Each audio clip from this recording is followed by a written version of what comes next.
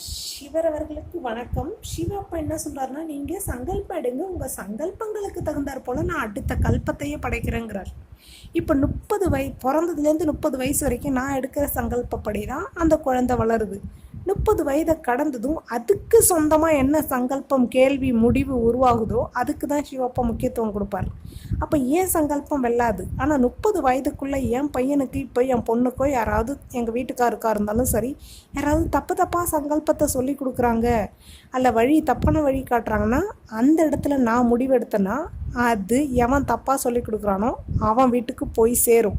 அதை தான் அவனை பொறுத்த வரைக்கும் தீய சக்தி, கெட்டது வந்துருச்சு அப்படின்னு சொல்கிறது. அப்போ என்ன பண்ணணும், அடுத்த வீட்டு குடும்பத்துக்கு கூட நம்ம வழிகாட்டுதல்ன்ற பேரில் அதர்ம வழியை காட்டக்கூடாது. இது ரொம்ப முக்கியம். இன்னொரு விஷயம் நம்ம அடுத்தவங்களுக்கு சுபபாவனை வைக்கணும். அடுத்த குடும்பத்துக்கு இதுக்கு உரிமை சட்டம் படிக்கணும். சொந்த